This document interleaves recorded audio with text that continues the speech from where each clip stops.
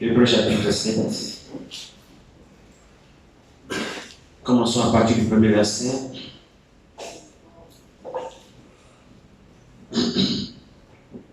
En effet, seul Melchisedec était roi de Salem, sacrificateur du Dieu très haut, qui alla au devant d'Abraham.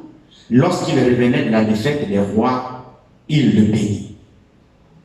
Et Abraham lui donna la dîme de tout. Il est d'abord roi de justice, d'après la signification de son nom. Ensuite, roi de Salem, c'est-à-dire roi de paix. Il est sans père, sans mère, sans généalogie. Il n'a ni commencement de jour, ni fin de vie. Mais il est rendu semblable au Fils de Dieu. Ce Melchisedec demeure sacrificateur à perpétuité. Considérez combien est grand celui auquel le patriarche Abraham donna la dîme du butin. Ceux des fils de Lévi qui exercent le sacerdoce ont, d'après la loi, l'ordre de lever la dîme sur le peuple, c'est-à-dire sur leurs frères, qui cependant sont issus des reins d'Abraham. Et lui, qui ne tirait pas de son origine, il leva la dîme sur Abraham, et il bénit celui qui avait les promesses. Or, c'est sans contredit l'inférieur qui est béni par le supérieur. Amen. Amen. Amen. Que le Seigneur ajoute la bénédiction à Dieu de sa parole. Que nous s'asseoir.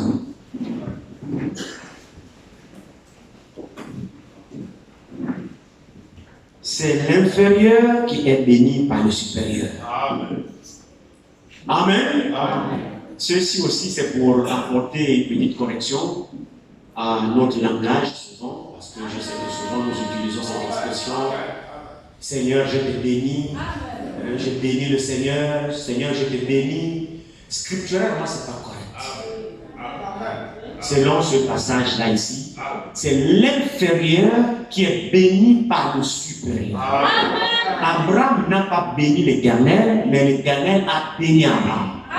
Je pensais, c'est hier ou avant-hier, aussi même, pour ce qui est de la prière, avez-vous remarqué, dans le même sens, je ne me souviens pas que Jésus a demandé aux apôtres de prier pour lui. Si quelqu'un a ce passage qui me le donne. Non, jamais. J'ai jamais vu dans les Écritures où on prie pour Jésus, on prie pour Dieu, en un mot. Vous pouvez prier pour Dieu. Je prie pour Dieu pour qu'il n'arrive rien, je ne sais pas ce que tu vas souhaiter à Dieu, j'en sais rien. Tu peux prier pour Dieu. Parce que quand nous prions, c'est parce que nous sommes dans le besoin. Nous souhaitons beaucoup de choses. Pour nous, c'est pourquoi nous prions. Bon, toi, tu vas souhaiter quoi à Dieu? Donc, toi, tu vas bénir Dieu comment? Tu donnes quoi à Dieu? Pour que tu le bénisses. Dieu, je te bénisse, Dieu, je te bénis. Non, on ne bénit pas Dieu. Mais on a besoin d'être béni par Dieu. Hein? Souvent, c'est les gens. Ça, c'est écrit dans le langage. Hein? Seigneur, je te bénis, je bénis Dieu. Non, ne bénis pas Dieu. Glorifie Dieu. Remercie Dieu. Loue Dieu. Oui, ça c'est l'expression juste. Mais bénir Dieu, non. Tu ne peux pas bénir Dieu. Dieu n'a besoin de rien pour toi. Amen. C'est vrai, non? Amen. Alors l'Écriture dit ici,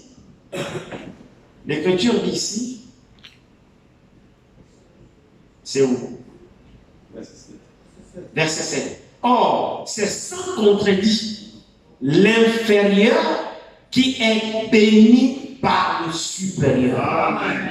Vous voulez une écriture? La voici. Amen. Donc arrêtez de bénir Dieu. Amen. Demandez à Dieu de vous bénir. Amen. Faites l'inverse.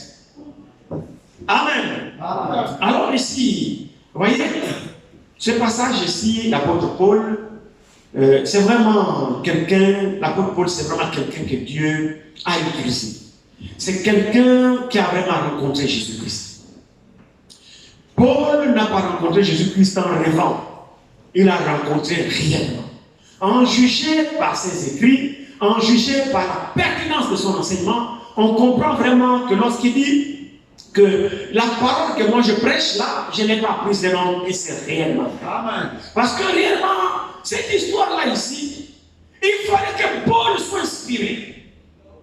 Vous voyez, quand écrit, les théologiens ne s'accordent pas, quand vous regardez dans les auteurs, dans la Bible, les théologiens qui ont attribué les livres à certains éditeurs. Quand vous arrivez là, vous allez trouver que le livre des Hébreux, on va dire auditeur inconnu, écrivain inconnu. Oui. Donc, pour les théologiens, les Hébreux, on ne connaît pas son auteur. Mais la révélation nous dit, l'auteur des Hébreux, c'est Paul. Amen. Amen. C'est ça la différence qu'il y a entre nous et les dénominations. Nous avons reçu un prophète qui a saisi la pensée de Dieu et Dieu lui a dit non, c'est lui qui a écrit les Hébreux, c'est Paul. C'est pourquoi nous disons l'épître de Paul aux Hébreux. Mais les théologiens disent Hébreux, auteur inconnu. Ils ne savent pas. Parce que ce n'est pas dédicacé. Les autres livres sont dédicacés. Les Hébreux ne sont pas dédicacés. Mais nous savons que c'est Paul qui a écrit les Hébreux en jugé par la pertinence de la révélation et la pertinence de l'enseignement. Ici, il parle de soulever une histoire qui a existé loin là-bas des capables. Il nous parle d'une histoire. Rélisons le texte, rélisons. Reprenons Hébreux chapitre 7 ici. En effet, ce Melchisedec était roi de Salem, sacrificateur du Dieu Zéro. Il alla au devant d'Abraham. Lorsqu'il revenait de la défaite des rois, il le bénit. Amen. Nous allons voir là où Paul est parti copier ça.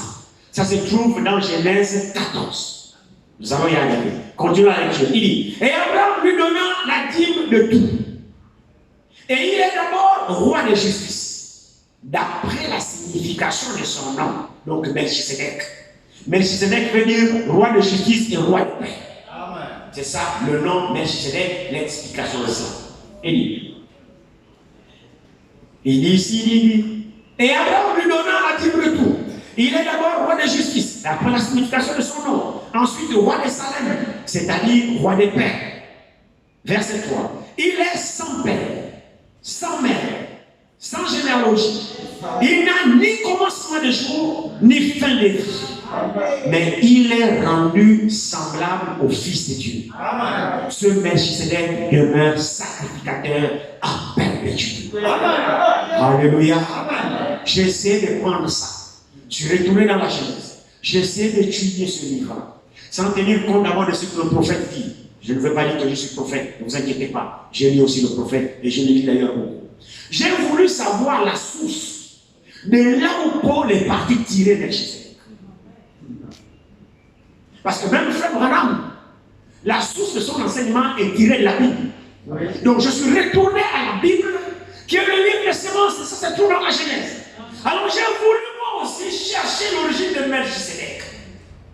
Parce que Paul dit, il est sans généalogie, il est sans père, sans mère, il n'a ni commencement de jour, ni fin de vie. Alors je me dis, où est-ce que Paul est parti trouver ça?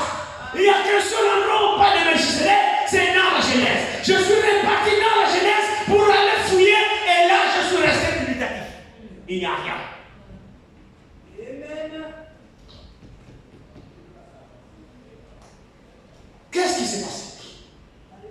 L'apôtre Paul, le Saint-Esprit lui donne l'histoire là-bas. Il dit, lorsqu'il est revenu de la défaite des rois,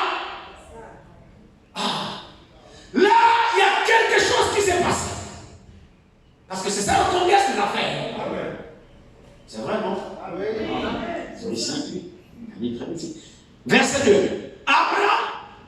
Oui, c'est cela. Non, commençons le premier verset. Alors, en effet, ce Melchisedec, roi de Salem, sacrificateur du Dieu Zéro, il alla au devant d'Abraham lorsqu'il revenait de la défaite des rois. Donc, c'est quoi l'histoire? Pour restituer le contexte là. Nous connaissons tous Abraham. C'est un homme appelé par Dieu. Combien savent qu'Abraham était païen? Combien le savent? Oh oui, Abraham c'était un païen. Ah oui, Abraham était un païen. Abraham n'adorait pas Dieu. Vous voyez que la prédestination ne dépend pas de votre origine. Amen.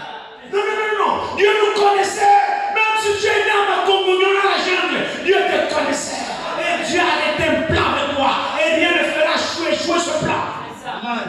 Même pas ta famille, même pas ton père, même pas ta mère, même pas les liens ancestraux. Rien n'arrêtera le plan de Dieu. Oh, il se trouve que Dieu a déjà le plan qu'il devait faire. Sur une alliance de meilleures conditions avec un homme appelé Abraham.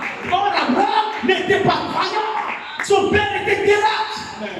Mais Dieu, dans sa préscience, connaissait Abraham. Pourquoi? Parce que Dieu avait déjà vu Abraham. Amen. Alléluia. Amen. Mon frère, ma soeur, on n'adore pas Dieu au hasard. Dieu nous avait déjà vu. Où est-ce que Dieu a vu Abraham? Dieu a vu Abraham dans sa préscience. Et qu'est-ce qui s'était passé dans la préscience de Dieu? Dieu avait déjà présenté la parole à Abraham. Et qu'est-ce qu'Abraham a fait devant Dieu dans sa préscience? Abraham accouche. C'est là où plus que tout était arrêté là-bas. Alors Dieu n'a fait que manifester. Et en faisant manifester, en emmenant Abraham sur terre, il est impossible qu'Abraham échoue.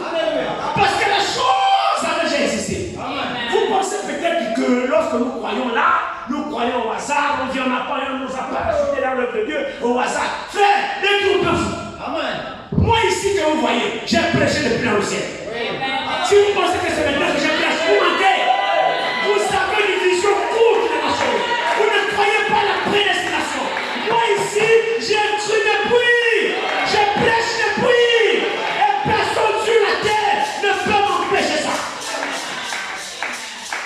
Vous ici, vous croyez depuis. C'est pourquoi le diable est bon dans le fou. Il vient de temps en temps pour vous jeter le pied pour que vous glissez. Alors son objectif, c'est que vous abandonnez. Mais grande est sa surprise, vous vous relevez. Vous comprenez la marche. Alors le diable dit, l'enfant ne comprend pas. Oh non, monsieur le diable. Dieu l'a prédestiné à croire depuis. C'est comme ça qu'on doit être certain de Dieu. Les choses de Dieu, c'est pas bon. J'ai tant de voir. Est-ce qu'il va croire? Est-ce que... Non! C'est nous les hommes qui tentons. Dieu ne tente pas. Amen. Il a appelé Abraham. Abraham réussirait. Frère, tu réussiras.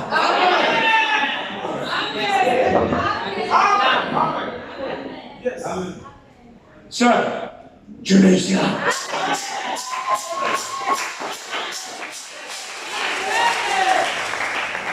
Même si à un moment donné, on a demandé la tienne, la tienne, c'est le diable. Tu réussiras. N'accordons pas de l'importance au diable. Non, nous autres là, pour le diable, ce jeune carrément. Il peut faire tout ce qu'il veut. Il est libre de faire tout ce qu'il veut. Ce qui est sûr, c'est qu'il n'a pas de dernier mot. Et je dirais par la révélation, par la foi. Soyez dans la même sphère que moi. Il arrive sur le même plan de cas. Alléluia. Maintenant encore meilleur, même frère. Attends, même là encore. Dans la présence, il n'était pas là-bas. Quand j'ai traité avec Dieu là-bas, il n'était pas là. D'abord qu'ils soient au courant. Mais quand j'ai discuté avec Dieu, dans le conseil de Dieu où j'ai assisté au conseil, quand lui et moi on a arrêté la chose, il était là quand Dieu m'avait déjà prêché dans la présence. Il était là quand j'avais déjà pris mon baptême dans le ciel. Il était là quand j'avais déjà accepté le Seigneur dans le ciel. Oh, levez-vous, je parle aux aides là. Il n'était pas là.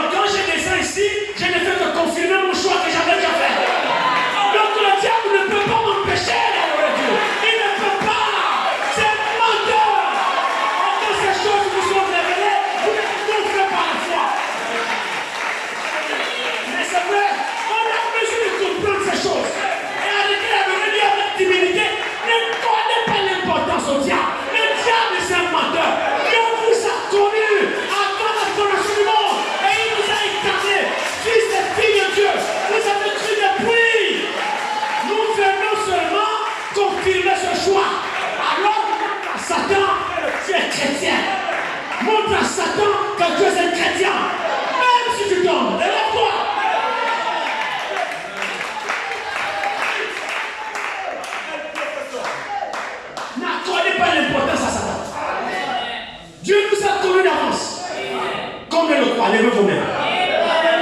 Alors agissez en conséquence. Alléluia. Agissez en conséquence.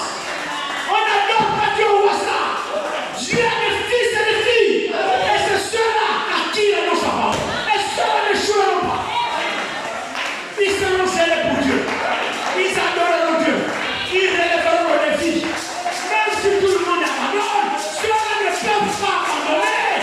Mais c'est pas possible. C'est impossible. Il a dit, mes ennemis, moi, ne seront jamais séparés. Amen. Il le connaît. Dieu a un plan. Dieu, ce n'est pas quelqu'un qui travaille au hasard. Non. Non. C'est pourquoi Satan a des problèmes. Satan ne pourra jamais vaincre l'œuvre de Dieu. Prends la Bible qui est là dans sa ma fille. Satan mange jusqu'à. Amen. Et vous, maintenant, vous ne savez pas très bien si vous croyez, vous ne croyez pas. Non. Non. C'est faux. Vous avez besoin de certain de ce qu'on fait. Certain de ce que vous croyez. Il a dit, le séjour des morts ne pourra pas vaincre le croyant. Amen. Même les portes du séjour des morts ne peuvent pas vaincre le croyant. Vous le croyez?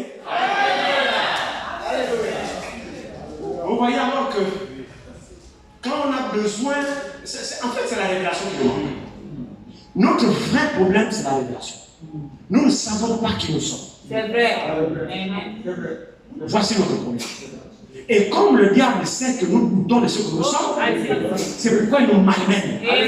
Je vous le dis dans le nom de Jésus-Christ. Le diable ne joue pas avec quelqu'un qui sait qui il est.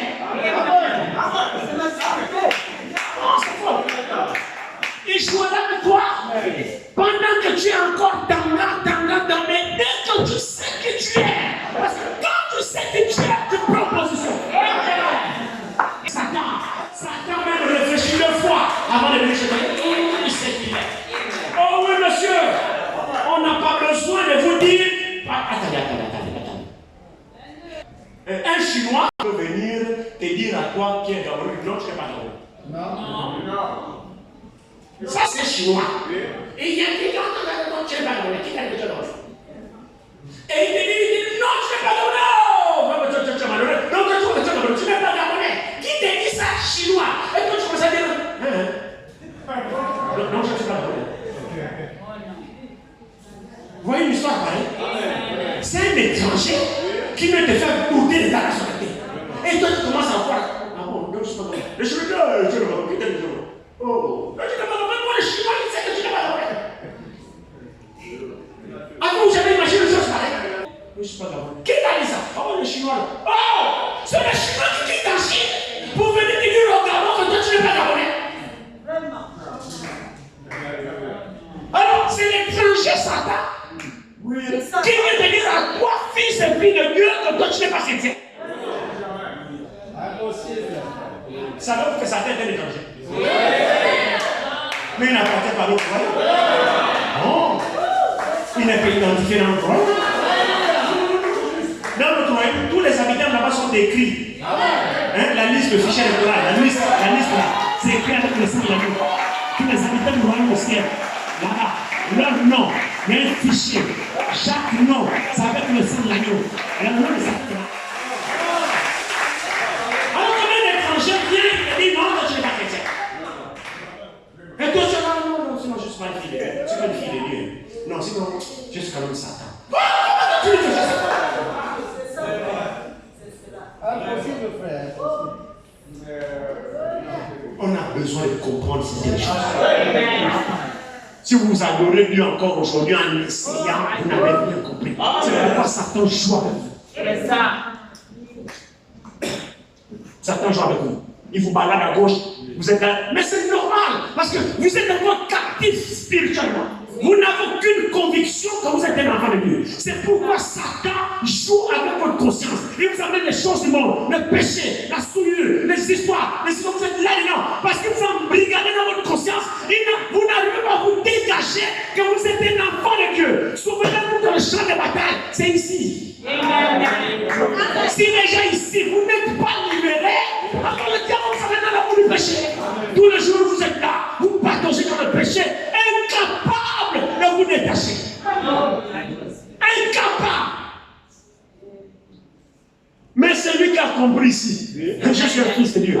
Mais cette vie-là, non, c'est pas pour un fils de Dieu. C'est ça. Non, c'est quand tu m'as eu autrefois, maintenant là, c'est terminé. Amen.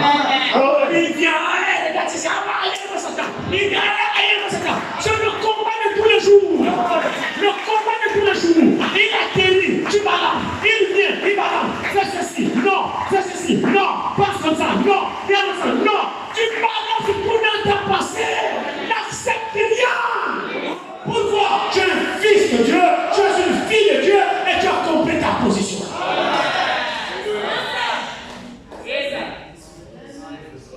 Que Satan ne joue pas avec nous toujours. Nous sommes quel cadet des chrétiens?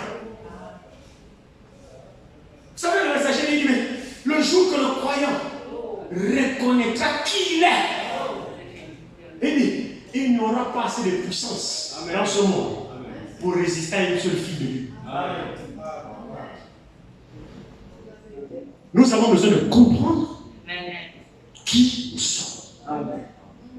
Revenons à notre passage parce que c'est comme ça qu'on nous parle souvent. C'est même pas là où j'étais. Alors, Abraham ici nous relate l'histoire de la Genèse. God autant pour moi. Qui parle l'histoire d'Abraham. Qui révèle la défaite de roi. J'étais en train de dire, qu'est-ce qui s'est passé? Restitution des choses dans le contexte. De quelle défaite il s'agit-il? Il s'agit d'Abraham, comme je disais, qui avait été appelé par Dieu à quitter son pays, sa parenté, sa patrie, tout ce qu'il avait. Abraham, par sentiment, quand il sort, il prend son père. Il sort, il prend son neveu. Parce que son neveu était déjà mort. Alors, par sentiment, un sentiment que nous tous nous avons, les sentiments humains. Les sentiments humains, c'est ça l'humanité. Abraham a vu son père, Abraham a vu son neveu, donc le frère, le fils de son frère. Son père était décédé, donc Abraham a les sentiments, il a entraîné tout ce monde-là. Dieu est resté silencieux parce que Dieu lui a adressé une parole. Vous voyez, ce n'était pas un problème chez Dieu. Votre attention. Ce n'était pas un problème chez Dieu. Parce que Dieu avait déjà vu à Abraham qu'Abraham croirait, qu'Abraham obéirait. Donc, la petite incrédulité qu'Abraham a manifestée là en prenant son père, son frère, tout de suite, elle était temporaire. Oui. Amen. J'ai besoin ce matin que vous pénétrez dans la même sphère que moi. Amen. Cette incrédulité était temporaire parce que Dieu avait déjà vu qu'Abraham croirait. Amen. Alors Abraham, entraîné par l'humanité, les autres avec lui, ils sont sortis. Mais ce n'est pas cependant ce que Dieu lui a dit. Et quand il a fait cela, ça l'a amené des problèmes. Oui. Son papa est décédé. Il continue avec son frère. Son frère, le fils de son père, son frère. Il continue avec son frère. Alors, Dieu crée les circonstances pour faire en sorte que ce qui s'est passé là-bas se matérialise parce que Dieu a besoin d'Abraham seul. Pas d'Abraham plus qu'Abraham. Dieu a besoin de toi seul. Pas de toi plus quelque chose. Aussi longtemps qu'Abraham n'avait pas mis en exécution littéralement le plan de Dieu, Dieu était là croisé les mains. Abraham n'évoluait pas. Abraham ne progressait pas. La vie d'Abraham ne changeait pas. Abraham n'expérimentait pas la marche avec Dieu. L'appel est toujours là. Amen. Les appels sont sans dépendance. Les deux les appels. Si votre attention s'écoute. Les deux les appels sont sans dépendance. L'appel d'Abraham était toujours là. C'est vrai, non? Amen. Mais l'appel d'Abraham n'évoluait pas aussi longtemps qu'il avait l'appel plus. C'est que lui n'allait là. Dieu l'a appelé lui seul. Et lui à son tour, il a appelé quelqu'un d'autre. Est-ce que par hasard, c'est pas ce que nous faisons? Que chacun se regarde très bien. Vous allez remarquer que nous avons aussi ces liens-là, certainement. Ces liens-là peuvent être effectivement l'esprit qui est attaché à toi.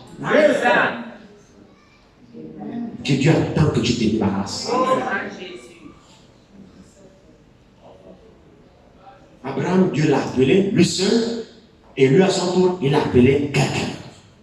Alors, quand Abraham a associé quelqu'un d'autre à son appel, ça l'a créé des problèmes. L'appel d'Abraham est resté stagnant. L'évolution d'Abraham est restée stagnante. La prospérité d'Abraham est restée stagnante. La délivrance d'Abraham est restée stagnante. Les expériences spirituelles d'Abraham sont restées stagnantes. Jusqu'à ce qu'Abraham prenne conscience. Qu'est-ce qui a amené Abraham à prendre conscience? Il fallait qu'Abraham aille au-delà de ses sentiments. Abraham a pris les sentiments. Non, c'est mon neveu. Son père est mort. C'est moi le responsable. Vous savez, nous les Africains. L'enfant du père, l'enfant du frère, c'est ton frère. L'enfant de la soeur, c'est ton enfant. Tout le monde, ce sont des enfants. La famille est lâche. Oui. Il n'y a rien de mauvais. Amen. C'est simplement humain. Amen. Mais il y a des choses que nous ne pouvons pas appliquer avec lui. Amen. Amen. Nous devons être attentifs à l'appel de Dieu et à obéir à Dieu selon que lui il veut. Amen. Nous n'avons pas de choses à lui imposer. Non. Même ce que vous aimez, ce n'est pas forcément ce que Dieu lui aime pour vous. Amen. Amen. C'est juste. Vous pouvez aimer quelque chose. Oui. À telle enseigne que vraiment vous ne pouvez pas faire sans ça. Mais avez-vous interrogé Dieu? Oh, Ce que vous aimez tant, ce n'est pas forcément ce que Dieu aime pour vous. C'est vous qui aimez. Mais ce n'est pas Dieu qui a dit que je fais ça pour toi. Amen. Abraham aimait l'autre. Dieu aussi aimait certainement l'autre. Mais Dieu n'aimait pas l'autre par côté d'Abraham. Dieu voulait Abraham seul. Abraham, que vas-tu faire? Alors il y a des circonstances dans la marche. Tout le temps il règle les problèmes. Tout le temps. La marche n'avance pas. Les problèmes, des bagarres, des discussions. Mais ça, c'était pas la nature d'Abraham. Il a supporté. À un moment donné, il fallait quand même qu'il prenne une décision. Chose que toi, tu n'arrives pas. C'est juste. C'est juste. C'est-à-dire, vous savez, frère, nous ne sommes pas assez courageux à certains moments de notre vie de prendre certaines décisions. Ah, j'ai oublié la brochure. Frère Branham nous dit que dans les décisions que nous sommes amenés à prendre dans la marche chrétienne, lorsque Dieu nous appelle, ces décisions-là, à certains moments, sont difficiles à prendre. Certains peuvent vouloir dire qu'il faut que tu quittes l'église là où tu pries. De certaines décisions. Dans d'autres cas, ça peut vouloir dire qu'il faut quitter l'église là où tu es. Mais il y a une écriture qui dit n'abandonnez pas vos assemblées. L'église est là. Mais il y a certaines décisions là. Dans certains cas, ça veut dire quitte l'église là où tu es. C'est pas bon pour toi. Dans certains cas, c'est pas toi de l'accompagner à laquelle tu es. Elle n'est pas bonne pour toi. Donc, dans certains cas, il y a des choses que chacun est appelé à faire. Maintenant, c'est pas généralement sur tout le monde de la même manière. J'espère que vous comprenez. Si dans mon cas, la séparation à laquelle Dieu m'appelle, c'est de me séparer d'une certaine assemblée qui fait en sorte que je n'évolue pas, mais dans le tien, c'est pas pareil. Dans le tien, l'assemblée où tu es bonne, mais il y a autre chose à laquelle Dieu te demande de te séparer. Ne te sers pas de mon cabot. Comme lui a quitté son église, donc ça veut dire systématiquement, on doit quitter les églises. Non! Chacun a son problème. Frère, maintenant, vous laissez dire que dans le cas de la séparation là, dans certains cas, il y en a qui sont dans de mauvais endroits. Et que ça demandera quitter la séparation là, ça peut signifier pour toi quitter ton église. Ça peut signifier pour moi quitter mon ami. Ça peut signifier pour l'autre quitter son travail. Ça peut signifier pour l'autre quitter sa famille. Ça peut signifier pour l'autre quitter son père. Ça peut signifier quitter ton maître de la maison. C'est selon chacun. Mais toujours est-il qu'il faut une séparation. Maintenant, c'est à toi de déterminer. C'est à toi de voir, d'avoir le discernement dans quel facteur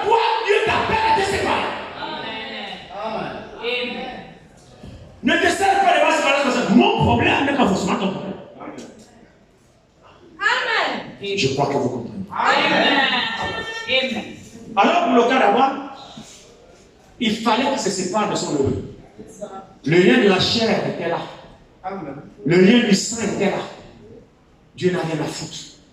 C'est ça. Dieu a un objectif à voir. Frère, c'est Dieu qui décide. Amen. J'insiste là-dessus.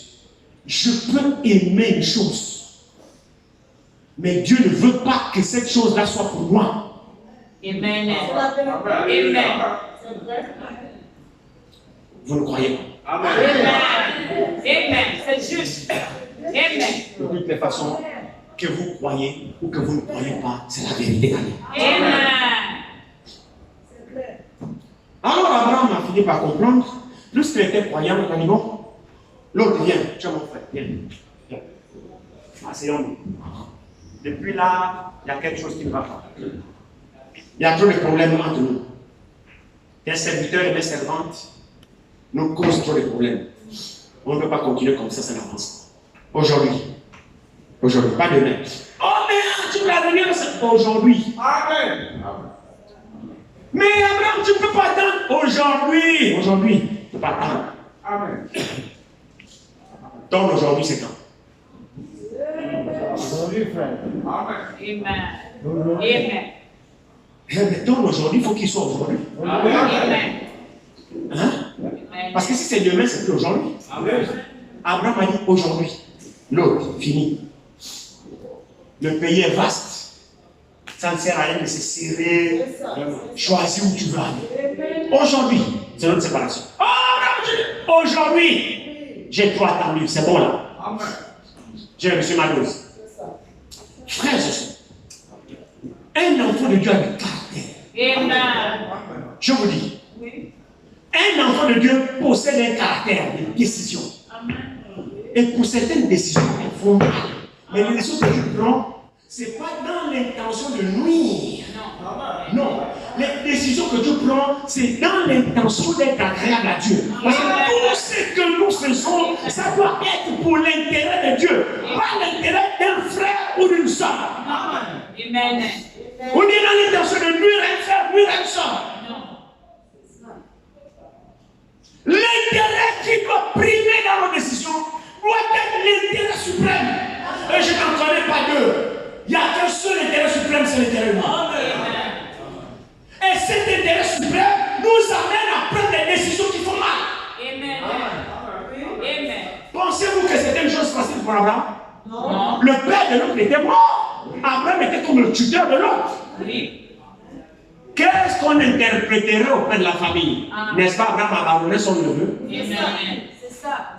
Il y a toujours des critiques. Vous savez comment ça se passe dans nos familles. Oh, il a abandonné son neveu. Ah, non, Abraham est mauvais. Son frère est mort alors que ça veut qu'on a confié l'enfant. Mais il préfère abandonner son neveu. Non, Abraham, c'est un mauvais type. Hein?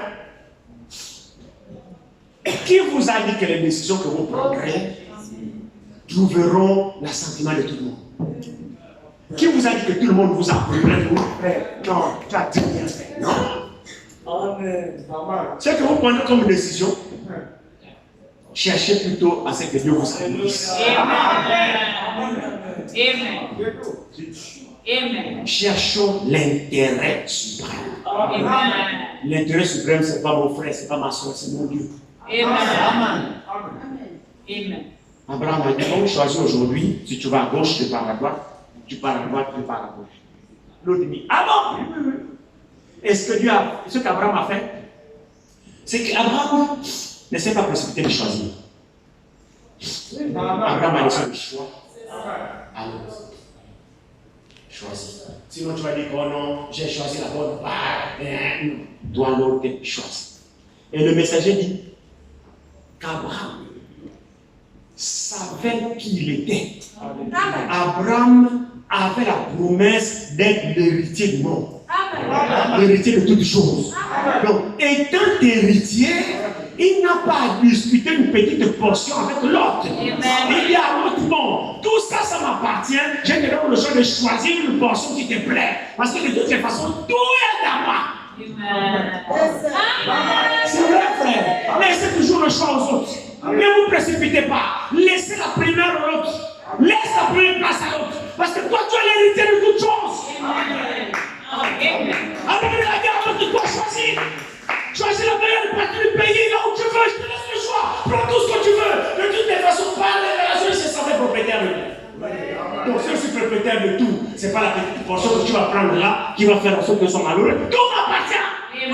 Est-ce que vous êtes les héritiers? Alléluia. Nous sommes les héritiers avec Christ, monsieur. Christ est l'héritier et nous sommes co-héritiers avec lui. Tout nous appartient. Amen. L'autre a regardé. L'autre a choisi où il avait été bâti, construit, Sodome et Gomorrhe, les buildings, les gratte-ciels, les échangeurs complexes. J'ai encore vu ça en Turquie avant, on n'a pas de route en Afrique. Donc, quand l'autre a vu ça, il a dit ah. Donc, je parle. Abraham, va là où tu veux, fais choisir ça, fais ce que tu veux. Choisis. Mais je sais une chose, c'est que si toi tu prends la direction de la gauche, moi aussi, je ne marcherai pas en parallèle. Moi je prendrai à l'opposé de toi. Amen. L'Église comprend quelque chose. Amen. Quand nous nous séparons d'une chose, c'est pas pour marcher en parallèle avec la chose. Non. C'est pour marcher à l'opposé de la chose. Amen. Merci Seigneur. Ah oui. La séparation voudrait dire que je marchais dans le sens en bord de mer. Maintenant, je marche dans le sens de pécan. Amen. Là, on est sûr qu'on ne va pas se croiser. Amen.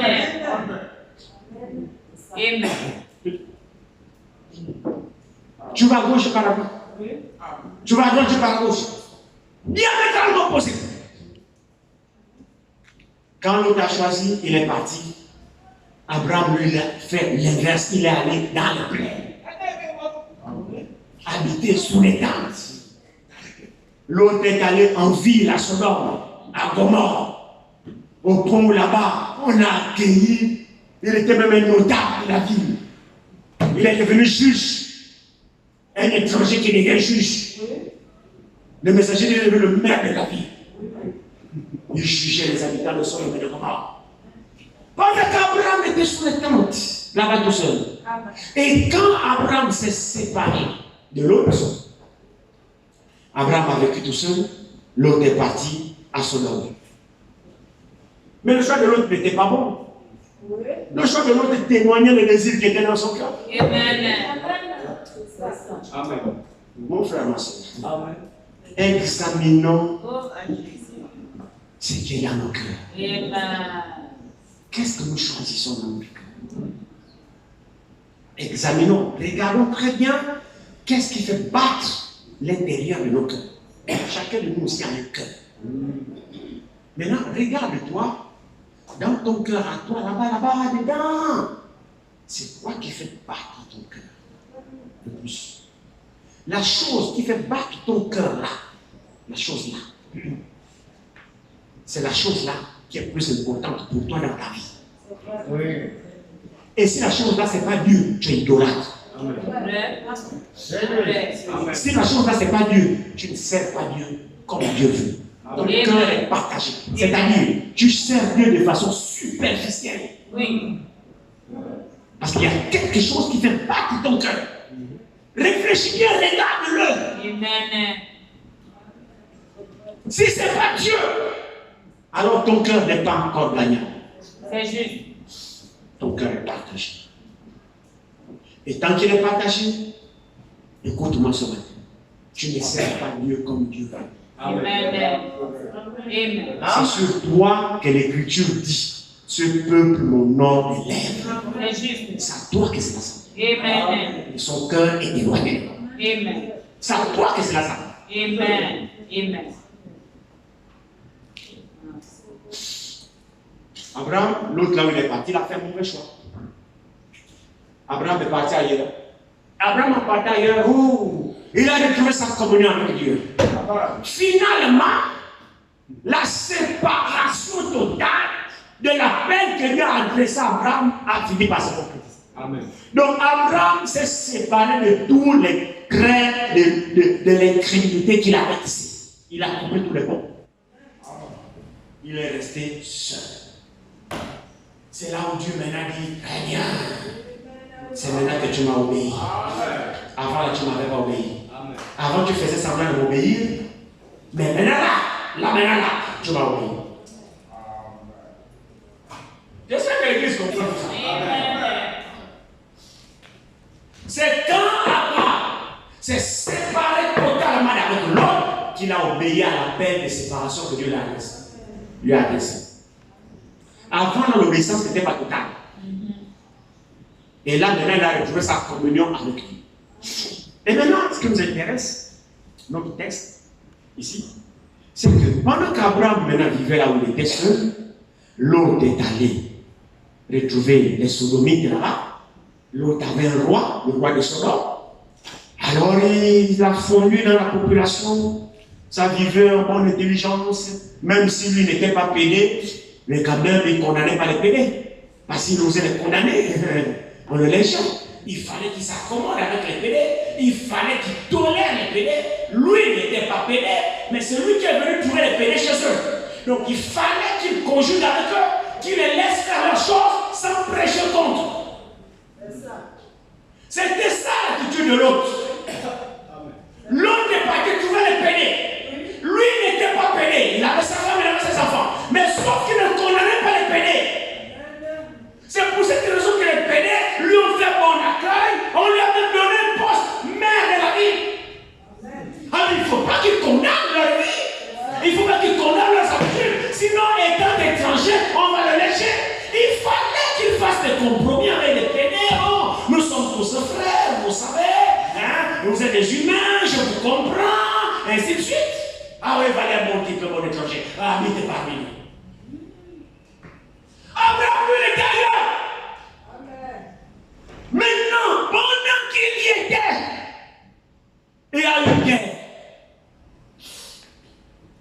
Il y avait un roi qu'on appelait Kedorlaomer. Kedorlaomer, c'était un bourreau. Donc, les sodomites de tous ces gens-là lui étaient assujettis pendant, je ne parlais pas de 14, 13 ans. Il était assujetti pendant 13 ans. À la 14e année, ils ont voulu se rebeller contre Kedorlaomer, prendre leur indépendance. Ils sont conspirés, je crois, 5 rois contre 4. Ils sont allés en guerre contre Kedorlaomer pour déclarer leur indépendance. Alors Kedorlaomer aussi a coalisé les autres rois avec lui. Ils ont livré la bataille. 5 rois contre 4 rois. Il se trouve que ceux qui ont tenté la mutinerie pour se séparer, ils n'ont pas eu gain de cause. Kedorlaomer les a bastonnés, les a infligé une défaite. Et Kedorlaomer a fait les prisonniers. Et parmi les prisonniers, il y avait l'autre.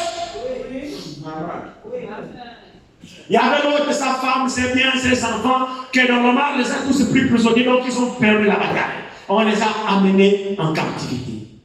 Alors, il y a des espions qui ont assisté à la guerre, qui se sont échappés. Un espion qui allait dans le désert rencontrer Abraham.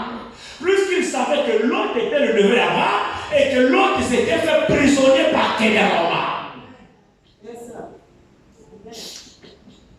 J'ai voulu seulement restituer le contexte parce que Paul prend la chose au milieu.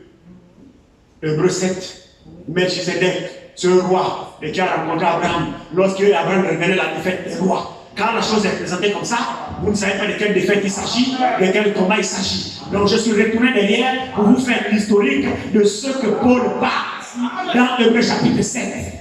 La défaite des rois là, c'était la guerre entre 4 rois contre 5. Et dans cette guerre, alors Kedorlaomer a été vainqueur et il a fait l'autre prisonnier. On a amené l'autre en captivité. Quelqu'un s'est échappé pour aller dire à Abraham, oh, il y a une guerre, ton neveu l'autre a été capturé vivant.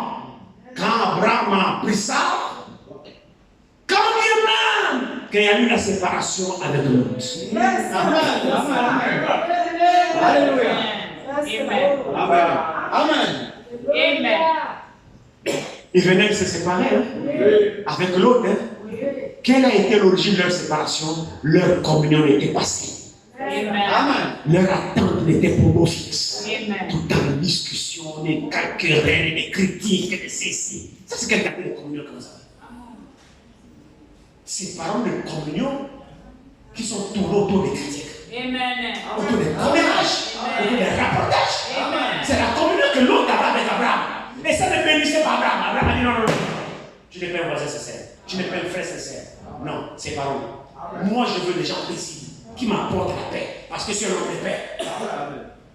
Frère, de fois Dieu crée des situations pour nous séparer de certaines choses. Mais nous sommes têtus, nous ne comprenons pas.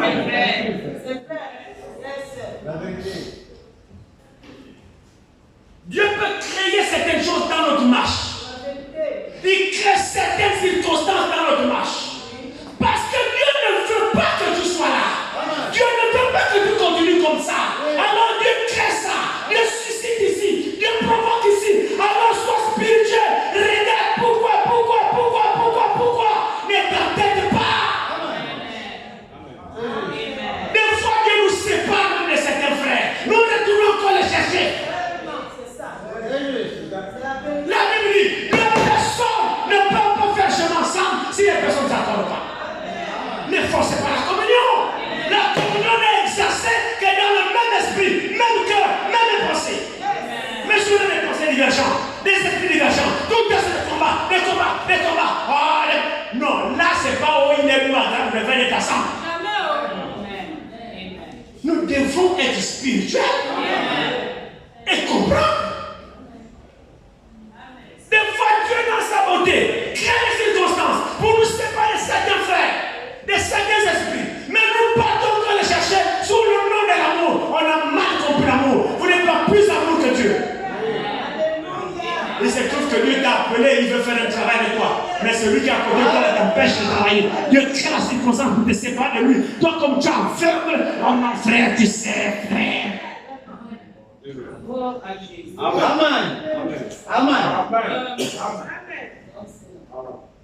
Amen. Abraham a dû comprendre le langage de Dieu. Ça n'a pas été facile pour Abraham de se séparer avec l'autre. Mais il fallait qu'il le fasse. La séparation avec l'autre était nécessaire pour l'avancement d'Abraham avec Dieu. Amen.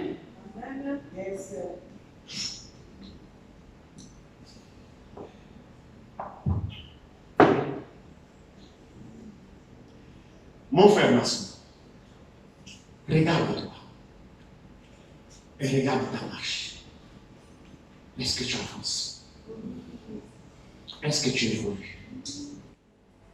Si oui, gloire à Dieu. Continue. Sinon, marque-toi. Amen. Regarde autour de toi. Qu'est-ce qui fait que tu n'avances pas? Qu'est-ce qui fait que tu n'avances pas? Sois honnête et complètement. Amen. Fais-le. Pour ton propre bien. Et Dieu te bénira. Mais si tu t'entêtes, tu resteras. Amen. Tu n'avanceras pas. Il y a des gens qui ne nous feront pas avancer. C'est vrai. Avec lesquels il faut s'en séparer. Amen. Il y a des gens qui nous font avancer, avec lesquels il faut consolider. Amen.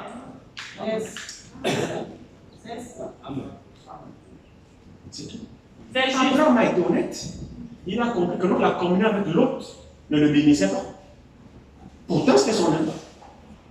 Même sang, le sang qui circulait dans les veines de l'autre, le même sang circulait dans les veines de l'Abraham. À un moment donné, il fallait faire un choix. Amen. Le choix d'Abraham, c'était Dieu.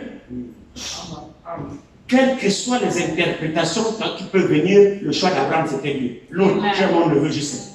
Mais pour ce qui est de cette marche-là, c'est chacun. Amen. J'essaie de te prendre avec moi parce que c'est que ton père est mort et ton père est mon frère. Je ne vais pas vous te laisser seul. Mais depuis que je suis avec toi, moi-même spirituellement, je n'avance pas. Nous devons être capables de connaître notre évolution spirituelle. À moins que nous soyons aveugles spirituels. Sinon, chaque chrétien est censé progresser dans la foi. Ça, c'est aussi sûr que c'est vrai. Ça va. Bon, pour ceux qui veulent grandir avec Dieu, ils peuvent comprendre ce que je veux dire. Amen. Mais pour ceux qui veulent jouer à la religion, ça ne leur dit rien. Ils sont là dans leur religion, ils pratiquent leur religion, c'est fini. Mais pour nous autres, ce temps est fini. Amen. Il faut qu'on avance. Amen. Amen. Frère, il faut qu'à un moment donné, toi l'individu, tu fasses corps avec toi. Amen. Amen.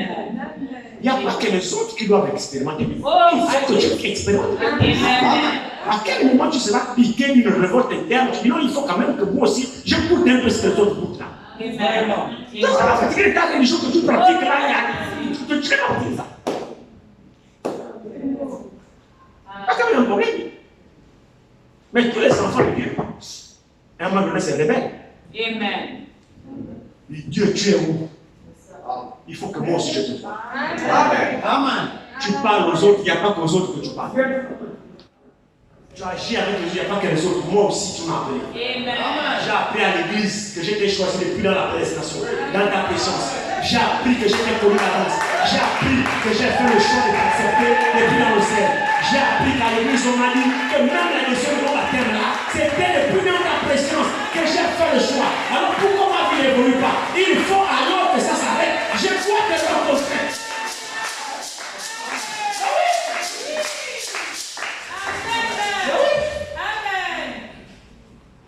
La chose n'était pas facile pour Abraham. Mais Abraham a donné de comprendre que la compagnie de l'autre ne l'aidait pas.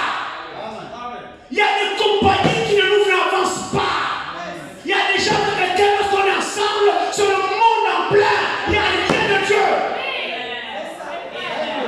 Soyons honnêtes. C'est juste. Amen. Vous êtes avec quelqu'un, il n'y a rien de Dieu.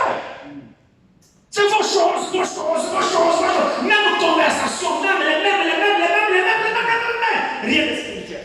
Mais toi-même là-haut, tu n'es pas capable de t'asseoir pour dire je suis où? Amen. Amen. Non. L'audience de Abraham a compris ça. Les liens charnels. Bon, je ne sais pas si nous croyons qu'ils étaient réellement parentés. Abraham et l'autre étaient pour les vrais parentés. Qui a demandé la séparation?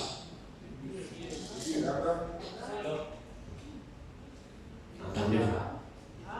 Qui a demandé la séparation avec l'autre? Lisez, c'est pour gagner du temps, il est déjà 13 heures. Je ne veux pas vous gagner longtemps. C'est Abraham. Amen. Après le bilan, c'est Abraham. Après s'être assis, regardez où est-ce qu'il en a avec Dieu. Parce qu'Abraham sait que Dieu l'a appelé. Dieu t'a appelé. Amen. Bien. Où est-ce que tu te trouves? Amen. Parce que souvenez-vous, pour le même but, Dieu a appelé Abraham. C'est vrai. Pour l'amener quelque part, c'est dans le même but que Dieu t'appelle toi aussi. Pour t'amener aussi quelque part. Abraham est sorti, il est mal sorti. Toi aussi tu es sorti, tu es mal sorti. Mais tu es quand même sorti. Tu as essayé de persévérer dans l'incrédulité. Non, c'est mon neveu, oh, c'est mon père. Hein, comme toi aussi, depuis ton baptême, il y a des choses que tu traînes encore par sentiment. J'espère que vous me suivez. Amen. Souviens-toi de celui qui t'a appelé. Maintenant, depuis là que tu marches là, depuis ton baptême que tu marches là, tu es où déjà? Alors quand tu regardes, tu dis non, tu dois être honnête pour reconnaître que non, je ne suis pas très loin. Je suis vraiment très loin. Depuis que je suis sorti de l'eau, je n'ai fait en réalité que 10 mètres. L'eau encore là, c'est-à-dire le monde. Je ne m'en suis pas réellement éloigné. Mais qu'est-ce qui t'empêche que tu t'en éloignes réellement pour faire des kilomètres de l'eau? Parce que tu n'as que 10 mètres depuis que tu es sorti de l'eau et ton baptême. Tu n'as pas fait une grande distance. J'espère que vous me suivez. Amen. Qu'est-ce qui empêche que tu t'en éloignes pour déjà être au port à Ovendo? Parce qu'en temps normal, depuis que tu es sorti des eaux, si tu marches réellement, tu serais déjà à opérer au Ovendo, s'il faut évaluer. Mais depuis là, tu n'as que 10 mètres. Bon, maintenant, regarde, c'est quoi qui fait en sorte que, est-ce que dans l'eau là-bas, quand tu as plongé et que tu es sorti dans l'eau là-bas, il n'y a pas une chose que tu n'as pas totalement laissé? Ou alors, quand tu as laissé dans l'eau, parce que l'eau c'est le monde, est-ce que ça ne t'attire pas? Pendant que tu es sorti, tu essaies de faire 10 mètres. Est-ce qu'il n'y a pas une attraction qui a tendance en fait de te ramener vers l'eau où tu as pris le baptême qu'une attraction qui t'éloigne davantage de l'eau? Amen.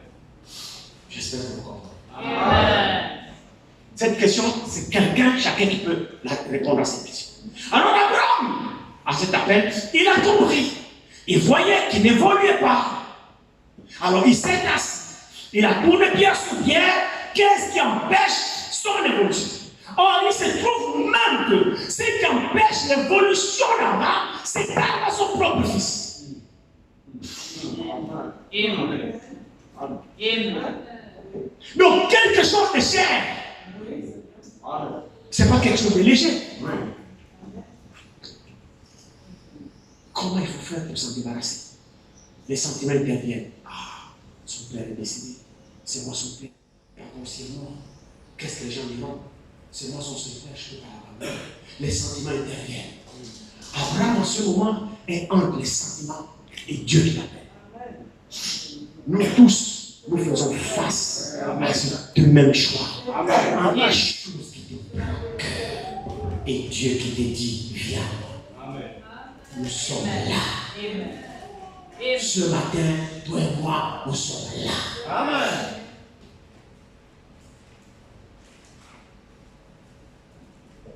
Alors, l'autre, aujourd'hui on se sépare. Hein? Tonton, et lui, il n'a pas de tonton. On se sépare. Vous voyez que dans cette décision, il faut le courage. Amen. Rien n'est facile dans la vie. Et les choses que Dieu nous demande, c'est toujours des choses qui nous tiennent à cœur. Des choses chères, des choses valeureuses. Dieu ne nous demande pas des choses qui ne pèsent pas. Amen. Dieu nous demande des choses qui sait que c'est là ici. Il donne moi ça. Ah, mais Seigneur, tu vois que c'est même ça là. Mais Seigneur, son père est mort, c'est moi qui suis. Mais c'est même lui. C'est même lui qui est pas là. Tu sais que je peux l'abandonner. Qu'est-ce que les gens vont apprendre de moi que j'ai abandonné le fait? C'est même ça, même là. Amen. Oh, mais qu'est-ce que les gens vont dire? C'est toi qui vois ce que les gens vont dire. Mais moi, je dis, c'est pas toi. Amen. Mais Seigneur, on va parler que. Frère, quand il a déjà dit tout le dos, le raisonnement que tu racontes là, Dieu n'a même plus ton temps. Dieu t'a dit, c'est pas toi. Fin. Seigneur, est-ce que tu penses que. Frère, il ne t'écoute plus. Dieu ne rentre pas en débat avec les humains. Sa parole est parfaite. Il y a toujours un film là que j'aimais souvent, l'illustration de l'appel de Lévi. Lévi était éloigné. Vous savez que les éloignés ont beaucoup d'argent. Alors, Jésus passe. Il y avait d'abord un aventurier qui demande au Seigneur, Seigneur, oui, où habites-tu? Moi je veux habiter avec toi. Seigneur, je veux venir avec toi, je veux venir avec. Le Seigneur regarde pas. Non, son nom n'était pas inscrit. C'est un désordonné. Il dit, mon ami, là où tu me vois, je suis vagabond. Moi, je suis vagabond. Même les oiseaux que tu vois, tu le vois voler. La nuit, là, il a un nid. Les renards ont des tanières. Mais moi, là, je n'ai pas de maison. Déjà, je n'ai pas là, pardon, ce que je traîne là. Si toi, tu t'ajoutes là, je vais t'amener où? Non, passe la route. Il a refusé, puis là. Il fait quelque part, il trouve Lévi, douanier, en train d'escroquer l'argent, et un conteneur de douanement. Mais tu as combien? Il fait ses affaires. Il dit à Lévi, il s'arrête devant le bureau de Lévi. Suis-moi. Il part. C'est comme ça qu'il dit. Hein? Il dit, suis-moi. Il n'a pas discuté. Il n'a pas. Oh, mais Seigneur! Non! Il est là. Suis-moi. Amen. Là, tout le monde est parti. Oui. Frère, le suis-moi là. Elle reste à travailler avec Lévi. Lévi regarde les milliards de dollars dans les conteneurs. Le Liban a 15 conteneurs. Il propose 35 milliards. Donc Lévi est sur une transaction d'affaires. C'est là que l'appel intervient. Suis-moi. Alléluia. Amen.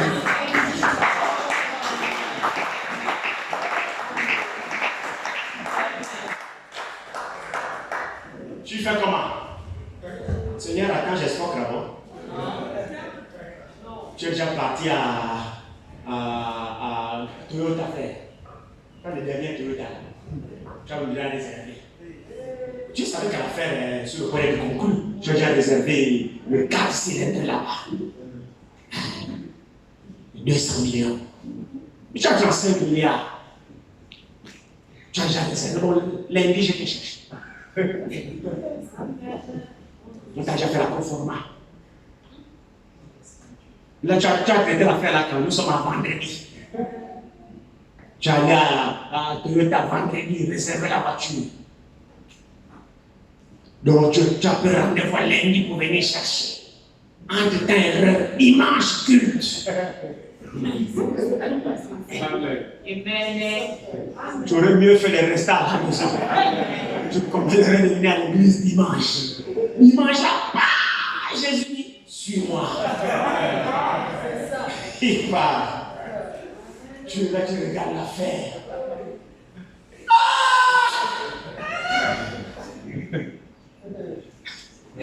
J'espère que vous me suivez. Suis-moi au haut. C'est qu'il n'a pas dit de maintenant là. Il n'y a pas de nouveau, c'est juste pas le terme. Laisse les morts. Oh frère, c'est comme une terrible. C'est ça, non? C'est un ordre. Et le père était mort. Les funérailles. Son père, géniteur, est mort. Donc on doit aller enterrer le père. Bon, laisse-moi d'abord, je ne vais pas d'abord assister au funérailles, enterrer papa. Jésus dit, mon ami, laisse les morts enterrer les morts. Toi, suis-moi.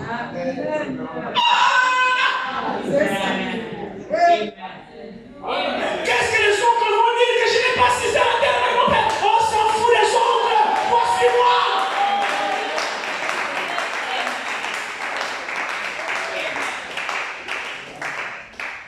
Ne remettez pas demain si tu sens une conviction dans ton cœur de faire quelque chose poussé par le Saint-Esprit. Ne laissez pas ça demain, mon frère, ma soeur. Fais-le maintenant. Peu importe les conséquences. Fais-le. Obéis au Saint-Esprit. Il y a une bénédiction là-dedans. Je te défie de le faire.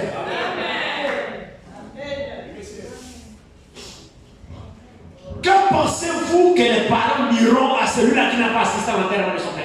Sous la peine de Jésus.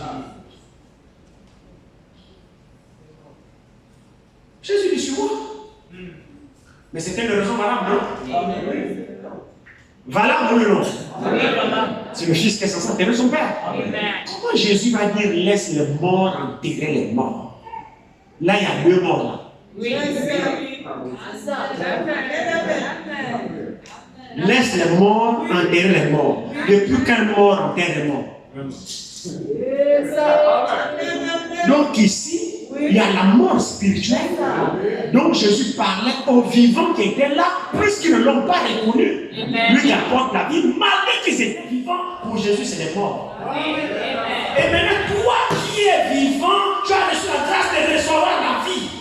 Alors accepte la vie. Et laisse les vivants qui sont morts aller enterrer d'autres morts. Tu as la grâce de reconnaître la vie. Alors dégage-toi, viens à la vie. Il y en a qui sont morts quand tu es vivant. En ne recevant pas celui qui donne la vie, en ne recevant pas la vie qui est le Saint-Esprit, ils sont morts quoi que vivants. Et c'est ça la mort dangereuse. Les gens sont là, debout, ils pensaient qu'ils sont vivants, ils sont morts. Jésus a dit, laisse les morts enterrer les morts. Le premier mort, ce n'est pas le mort littéral. C'était les vivants pour Jésus qui étaient morts. Pourquoi étaient-ils morts selon Jésus? C'est parce qu'ils n'ont pas reçu lui, Jésus qui donne la vie.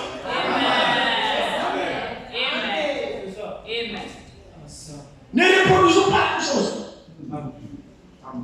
Et surtout dans notre âge, c'est la mort spirituelle qui frappe.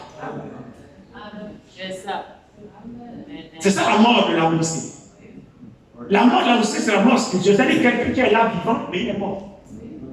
Il est vivant là, mais il est mort. C'est-à-dire pour Dieu, il est mort. La mort là, c'est qu'il est coupé de Dieu. La ligne qui le relie avec Dieu, coupé depuis. Dieu ne le connaît plus. Il peut faire le tapage, le bruit qu'il fait là pour Dieu, c'est mort. Et ça, c'est la mort la plus difficile, la plus dangereuse. Et c'est la mort qui caractérise notre âge.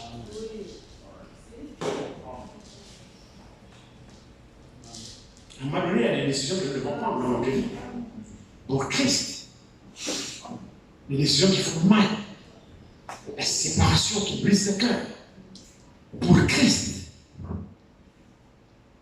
L'autre l'a fait. Abraham l'a fait autant pour moi. Quand Abraham l'a fait, ils n'étaient pas des ennemis. Non.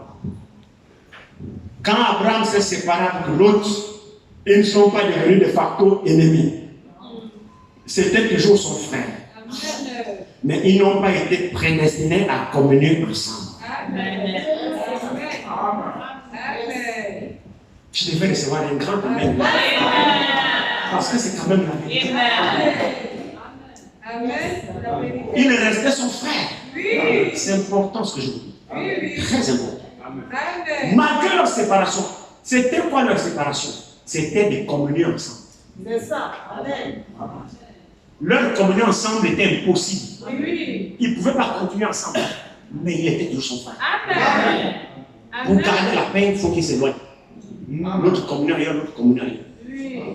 C'est pas mauvais. Non. Il n'y a pas de frère, c'est la paix. Si on communie ensemble et qu'il n'y a pas de paix entre nous, c'est une mauvaise communion. C'est ça. Ça, c'est la paix.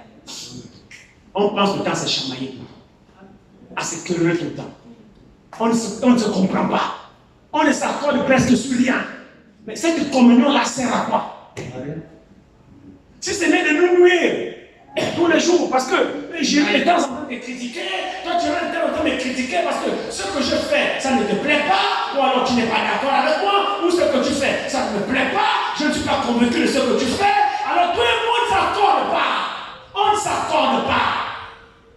Malgré tous les efforts que je fais, tu n'arrives pas à me comprendre. Malgré tous les efforts que tu fais, je n'arrive pas à te comprendre. Alors qu'est-ce que ça va créer? Ça va créer des tensions douloureuses. Tu me critiqueras à gauche, je te critiquerai à droite.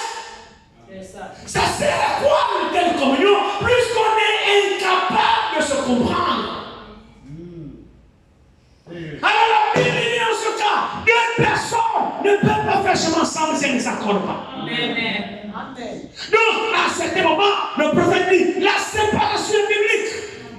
Sauf la division. Il y a des gens qui sont appelés à nous séparer. Ne prenez pas ça toujours mal. Le plus important, c'est la séparation. Pour maintenir la paix entre nous, alors optons pour cette séparation. Et c'était la séparation d'Abraham et l'autre.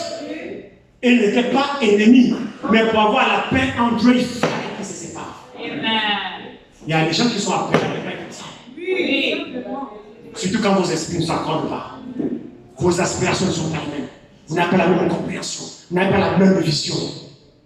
Ça sert à quoi? Ça n'avancera pas. Alors, dans cette séparation, le cœur d'Abraham était pur. Abraham le faisait pour son avancement spirituel. Son cœur était pur. Il fallait ça. Comment l'autre l'a pris, on ne sait pas. Mais moi, ce qui m'intéresse, c'est le croyant Abraham. Parce que ce qu'Abraham a fait, c'est ce que tout le monde sommes censés faire. C'est vrai, frère. Ce qu'Abraham a fait, Abraham est un type de croyant.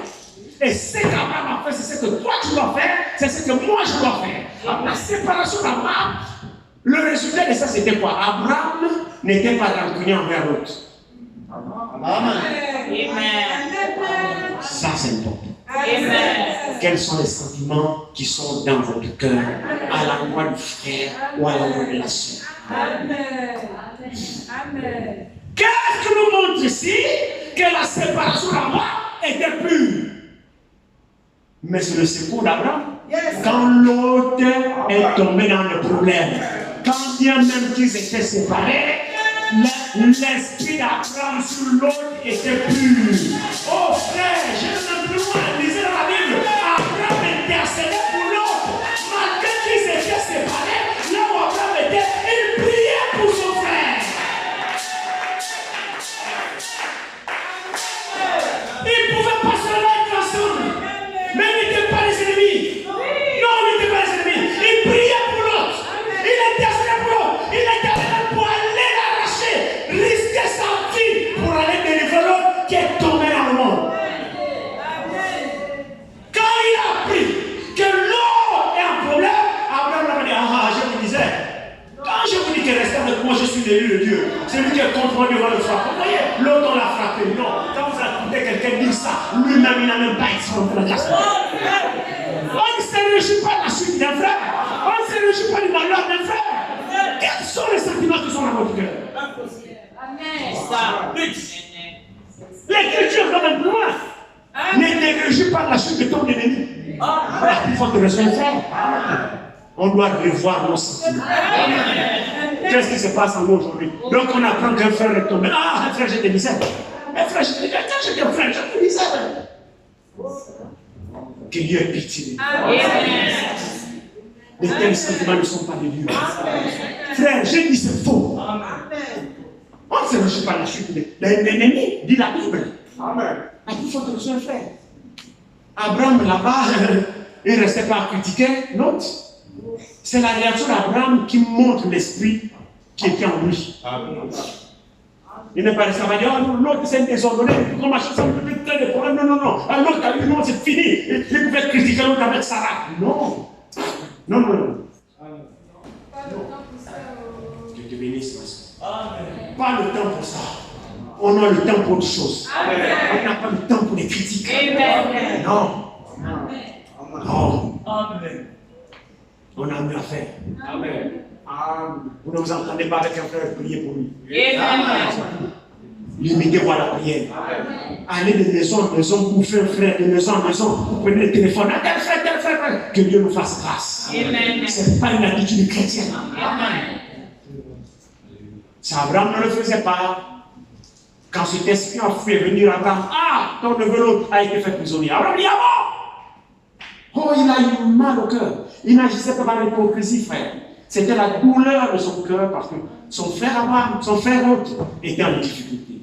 Quoi qu'ils ne priaient pas dans la même assemblée, quoi qu'ils étaient d'abord ensemble, ils se sont séparés. L'autre prie maintenant ailleurs, Abraham prie ailleurs, mais la chute de l'autre n'était pas un sujet de réjouissance d'Abraham. Que ces choses-là nous puissions les comprendre. Une fois pour toutes.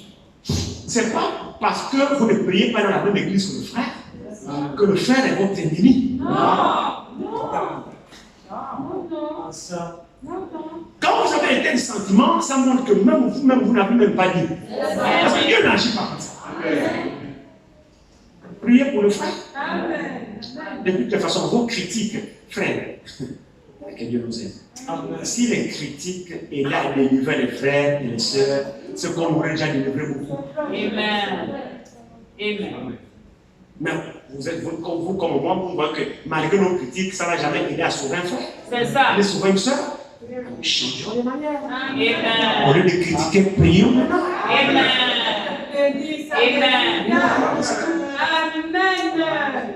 On a tellement critiqué, ça n'a amené à rien. Amen. Changeons. Amen. Et puis, est-ce qu'on est toujours obligé de critiquer? Oh, à Jésus. Je comprends, il y a des choses à certains moments quand on grandit, qu'on ne comprend pas. Et puis je comprends aussi que c'est un problème d'esprit. Et le Seigneur ne nous délivre pas contrairement à notre volonté. Il faut que tu reconnaisses que tu as cet esprit de critique. Et aller auprès du Seigneur, que le Seigneur te délivre. Amen. Parce qu'on pourra prier si toi-même tu ne sais pas convaincu que l'esprit qui t'anime est mauvais, ça ne fera rien. Tu vas le cajoler. Les prières comme prières tomberont dans la main. Il faut d'abord que toi-même, le premier concerné, tu sois conscient que non, l'esprit qui me conduit n'est pas bon. Amen. Ce qui nous intéresse ici, c'est l'attitude d'Abraham. Et ce qu'Abraham a fait, la conséquence de cet acte qu'Abraham a posé, c'est ça le principal. Et c'est ça que Paul nous relate dans Hébreux chapitre 7. Il y a beaucoup de choses dans cette histoire d'Hébreux chapitre 7. Ce Melchisédek qui allait au-devant d'Abraham, quand Abraham était en train de critiquer l'autre. Non. Non. Ce Melchisédek. Il y a beaucoup à dire, mais on va interrompre. Parce que le temps est déjà avancé, on va d'abord écouter Frère Franck. Le temps est avancé. Tout le temps, c'est pas moi qui prêche. Donc on va d'abord écouter Franck. Moi, j'ai commencé à finir. En effet, ce Melchisédek était roi de Salem, sacrificateur du Dieu très haut. C'est ce qu'il était. Que s'est-il passé? Il alla où? Au devant d'Abraham. Ça, c'est très important. Amen. À quel moment? Dans quelles circonstances? Abraham a fait quoi?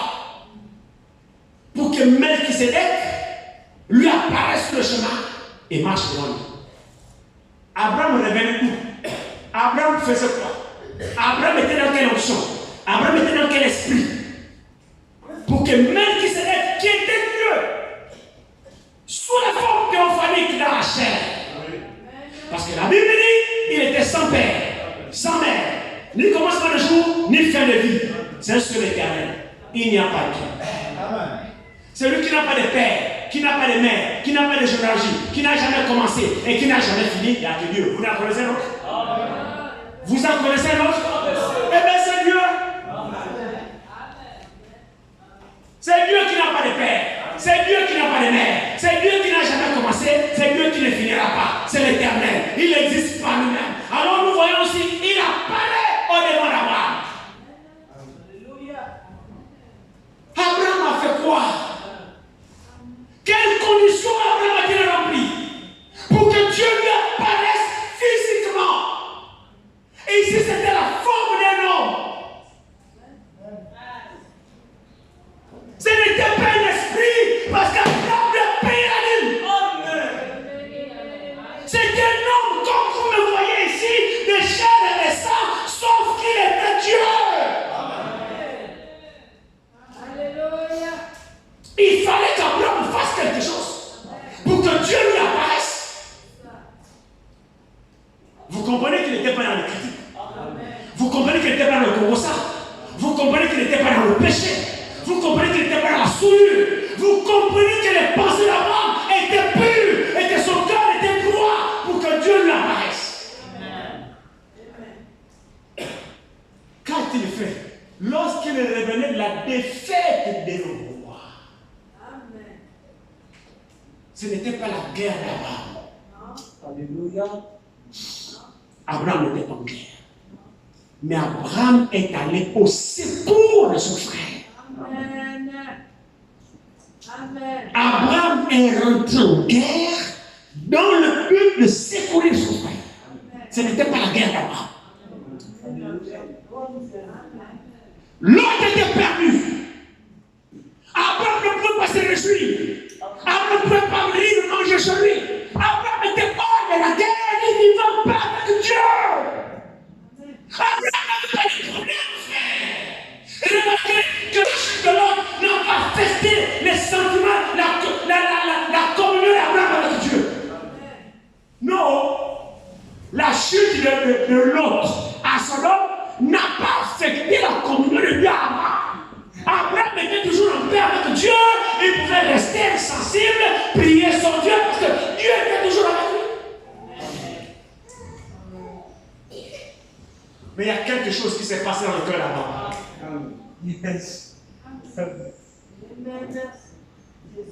Quand il a appris que son frère est dans des problèmes, c'était suffisant. Abraham a dit non, je ne suis pas nécessaire. C'est mon frère. Ne voyez-vous pas Christ dans là? Les sentiments chrétiens. Quand vous êtes indifférent de ce qui arrive sur les autres, ça montre que vous êtes encore loin. Si la situation que l'autre traverse ne t'affecte pas, ne t'interpelle pas, tu peux te réjouir. Non, je dis, frère, moi, c'est pas moi qui ai péché. Moi, je suis. Quand j'en dis souvent, le sentiment qui t'anime, c'est un sentiment de cœur. Dieu n'est pas mort. Mon frère et sœurs, il y a beaucoup de choses là-dedans qu'on va arrêter de poursuivre. Il y a beaucoup de pépites là-dedans.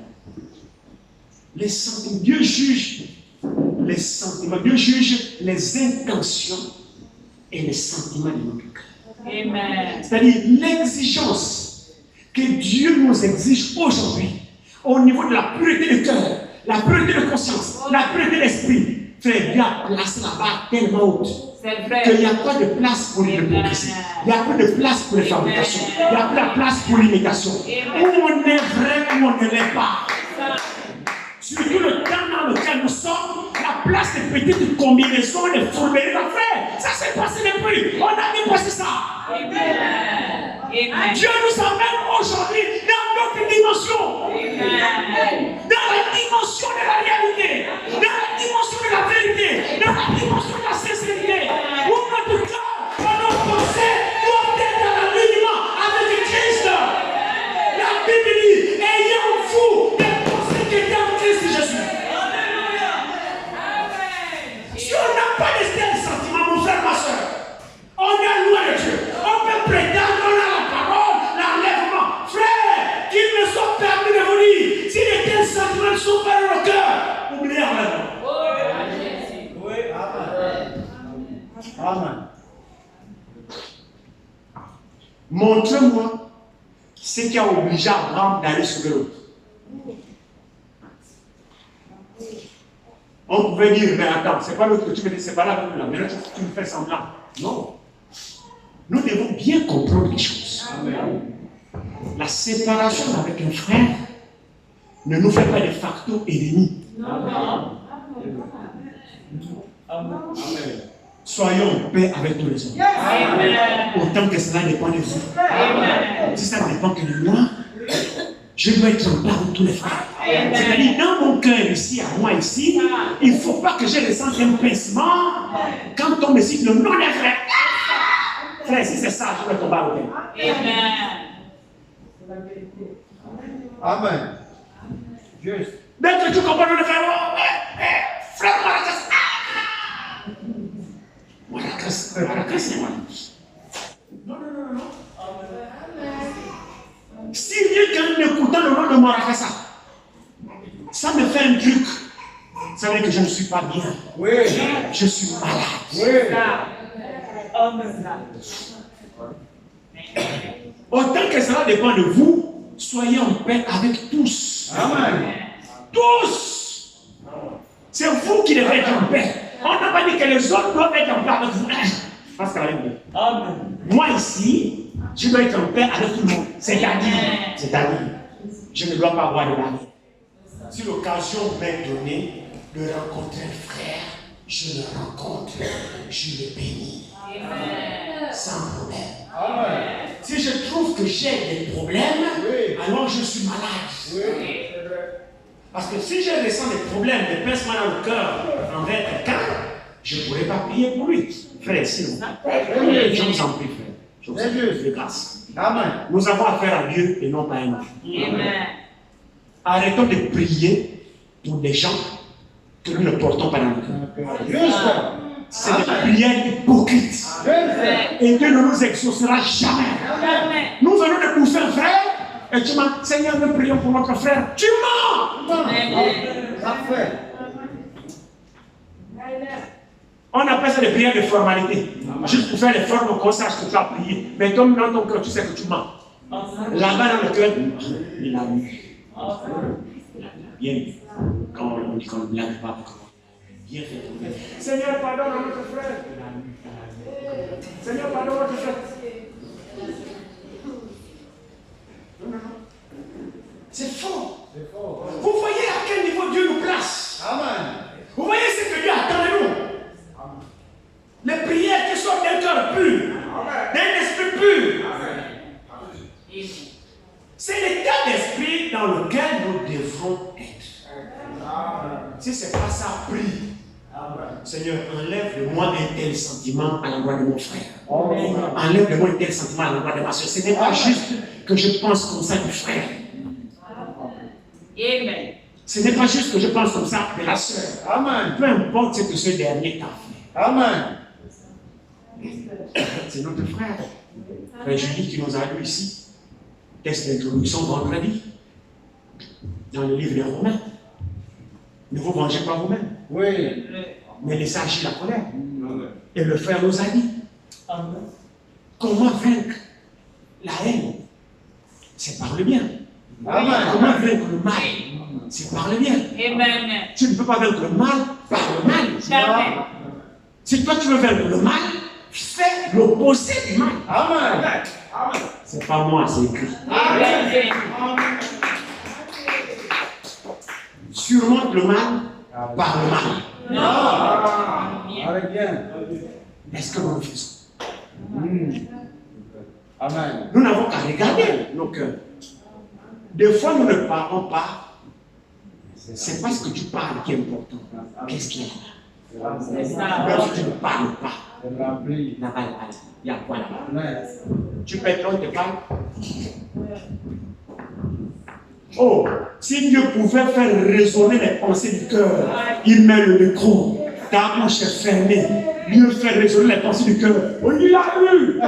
C'est pas mauvais, j'ai dit qu'il est mauvais. Et pourtant les lèvres sont fermées. Mais c'est ton cœur qui parle. Dieu peut faire ça. Amen. Amen. Amen.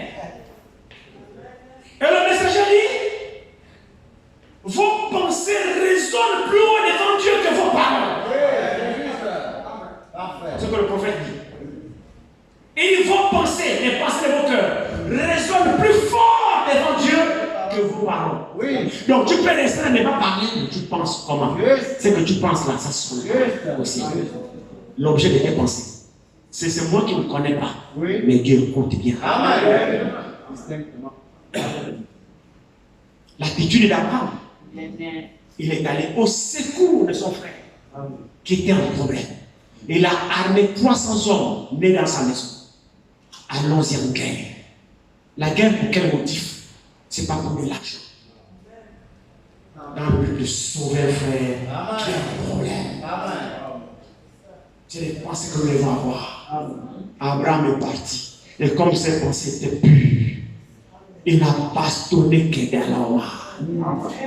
Avec sa suite, il a délivré le roi, il a délivré l'autre et tout ses biens. Sur le retour de cette guerre, vainqueur de Kedalaoma, il a vaincu Kedalaoma avec les autres rois, il a libéré les otages, parmi lesquels l'autre.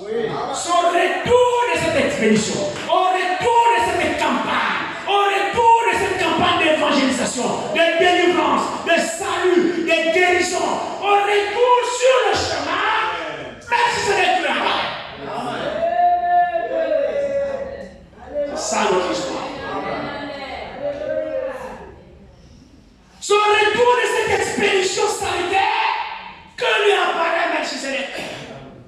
Bon, oui, je suis là-haut. Melchisedec. Oh, c'était un élu. Amen. Il est équipé de reconnaître Dieu. Amen. Ce que beaucoup parmi nous ne sont pas capables de reconnaître. Frère, si Abraham n'aurait pas su que celui-ci est Dieu, il ne lui aurait pas donné la vie. Amen. Parce qu'Abraham, c'est un croyant. On ne donne pas la dîme aux escrocs. Non. On ne donne pas la dîme à n'importe qui. Non. On paye la dîme à Dieu. Amen. Et regardez, s'il n'était pas Dieu, il n'allait pas accepter la dîme. Mais il a pris la dîme là-bas. Hein? Amen. Il y a beaucoup de choses. Je crois qu'on va continuer. On va continuer. Parce qu'il y a beaucoup de choses. Je n'ai pas envie de parler ça. Il faut qu'on creuse beaucoup de choses là. Est-ce qu'Abraham était obligé de lui payer la dîme? Non. Est-ce qu'il a demandé la dîme à Abraham? Non. Abraham revient de la guerre, fatigué. Il marche pour rentrer, victorieux de la guerre, fatigué. Un homme lui apparaît. Il a Seigneur, il a tout ça. Montrez-moi là, merci avec les paiements. Il n'aura pas. Et nous trouvons vous voter les serviteurs, les pasteurs, les hommes de Dieu, comme ça, vous tout demande la vie. Payez-moi la vie, mais quand tu as payé la vie. Il y a d'autres qui ont le cahier. Ils listent tous les travailleurs et tous les travailleuses de son église. Ils mettent ton nom. Tu es payé à quand? Parce que je suis payé le 5. 5. Toi, c'est quand? Pasteur, moi, c'est le 25. Ma souris, 25. Toi, c'est quand? Moi, je suis payé au 2. Fin du mois, le 2. Donc, il a un cahier. Quand la fin du mois, il dit, regarde, moi, le 2. Nous sommes au 5. Voilà ça. Tu me dois mon argent. Et il y en a qui interprètent le haut de la chaîne. Voilà ça, tu me dois mon argent. Tu me dois mon argent. Mon argent. Il te doit quel argent? Je vous parle des pratiques du message. Je vous parle de c'est vrai que la délo, il y a des espoirs là-bas, mais le message, c'est plus. Parce qu'avec la révélation qu'on a, on a l'art de manier la parole. Montrez-moi où Melchisedec, Dieu dans la chair, a demandé l'animal. Mais a dit en tant que croyant, Abraham en tant que croyant savait qu'il se doit de payer l'animal. Amen. Amen. Hein? Amen. Abraham en tant que croyant, premièrement a reconnu que c'est Dieu. Et ce que j'ai vient de lui. Amen. Alors je dois payer la dîme. On ne force pas. Le croyant sait, un vrai croyant sait qu'il doit payer sa dîme. Vraiment. Amène-moi toutes les raisons que tu veux. Oh, frère, les enfants étaient malades. Et tout ce mois-là, tout j'ai pris par intérêt. Au point quand j'ai pris l'argent, quand tu prends par intérêt, tu prends l'argent, enlève la dîme. Donne l'argent au prix de Dieu. Maintenant, va celui que tu dois par intérêt là, donne-lui un peu jusqu'à finir. C'est ça. Devez aux hommes, mais ne devez pas Dieu. C'est le conseil que le prophète donne. Frère Branham dit qu'il avait des dettes. Pour ceux qui lisent le brochure, connaissent ça. Frère Branham dit qu'il avait des dettes. Et il avait un maigre salaire. Il faisait quoi? Quand on le payait, il enlevait la dîme. Et il partait voir ses créanciers et dit, je m'engage à te rembourser tant par mois jusqu'à épuisement. Mais la dîme, il ne doit pas. Il doit payer la dîme. Il a été tellement honnête avec Dieu que Dieu a béni cet homme.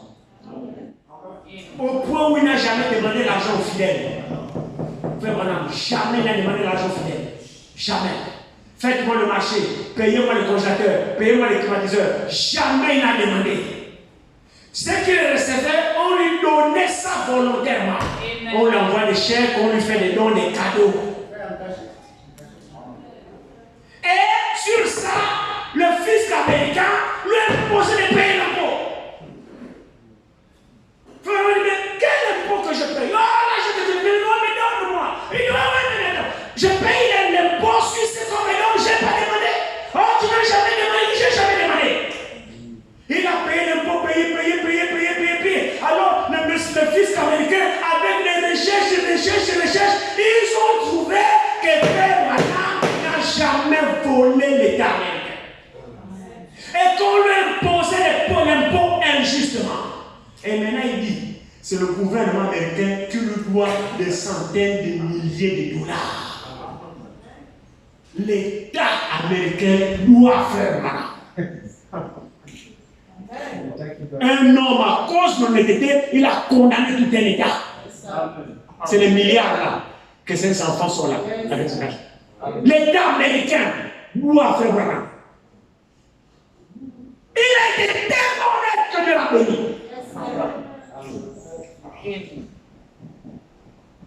Un vrai chrétien vit la parole de Dieu volontairement. On ne l'impose pas. Non, c'est sa nature. Quand vous commencez à forcer à quelqu'un de vivre la parole, vous aurez des problèmes. Vous aurez des problèmes.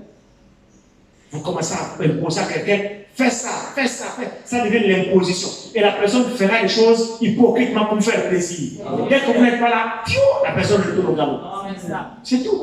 On ne force pas quelqu'un de mettre en pratique la parole de Dieu. C'est une question de nature. Quand quelqu'un a compris, il a compris. C'est tout. Abraham est parti secourir son neveu, et puis Melchisedec lui a apparu, il a payé la dîme. Alors Paul nous dit, ce Melchisedec, il dit, considérez combien est grand celui auquel le patriarche Abraham donna la dîme du butin. Je suis au verset 4.